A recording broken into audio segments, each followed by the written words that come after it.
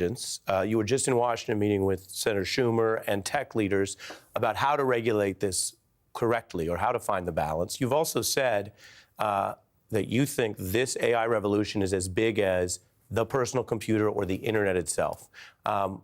What can you tell us about that meeting? How do you do this in a good way?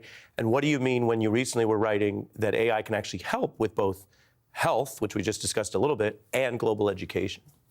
AI is going to change jobs in a pretty dramatic way. It's going to make people more productive and help out. So yes, this is a world-changing set of advances. AI didn't used to be able to read and to write, and the OpenAI ChatGPT milestone is the first time we've seen that. And so it will allow doctors to do less paperwork. It'll help teachers with homework. It'll, you name a job, lawyer, architect, it'll find information for you more quickly and hopefully get rid of the dull parts of the work. And who really needs lawyers?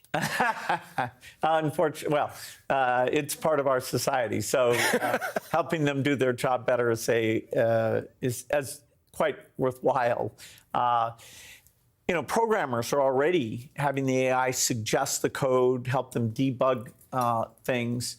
And in areas like health and education, we have a shortage. We can't tutor every child. We can't be personalized to their needs. Even the feedback on their homework isn't as extensive as we'd like.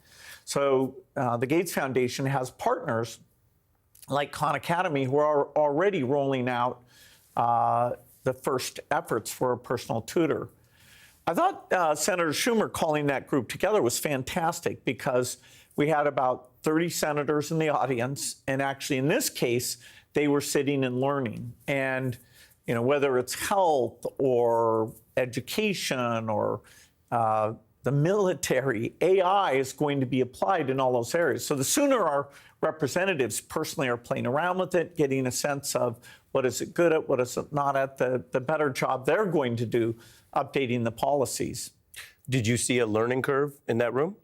Well, definitely. I mean, the first time you see this demo where it can create images or, write things or, even what they call deep fakes, where it can make something that looks real. It sounds like a person speaking, even when it's not them. You've got to see it to really. You've just taken in the latest segment from MSNBC. We trust it was to your liking. Now it's time to delve deeper and share our perspective. We're eager to stir up a discussion, so feel free to jump into the comments and let your thoughts be heard. If you enjoyed this clip, don't forget to show your support with a like and keep up with us by following and subscribing for even more content of this nature. Let's keep the conversation flowing.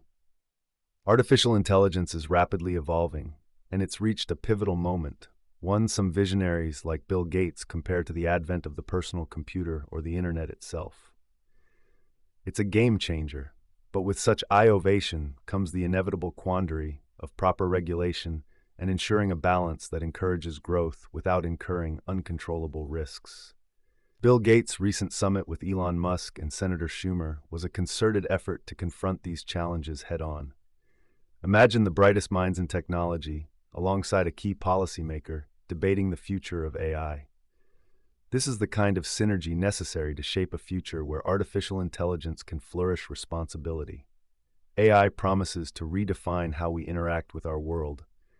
As Gates highlighted, AI didn't have the capability to read or write effectively until the arrival of models like OpenAI's ChatGPT, a groundbreaking development. Now, the prospect of AI augmenting professions across the board, from medicine to law, from architecture to programming, is within reach. It's a dual-edged sword, though, poised to make jobs more productive, while also disrupting the job market as we know it. In sectors like health and education, where there's a drastic shortage of resources, AI could be the panacea. It can facilitate a more personalized education experience and alleviate the administrative burden on healthcare providers. The Gates Foundation's partnerships aim to exploit AI's potential to offer personalized tuition, a hint at how we're on the cusp of widespread transformative applications. Yet with all these monumental shifts, the big question remains, how do we regulate this behemoth? Senator Schumer's initiative to educate lawmakers is a crucial step. It's no longer about distant policy discussions, it's about hands-on experience. Our legislators need to recognize the nuances of AI's capabilities and limitations to craft policies that nurture its development while safeguarding society.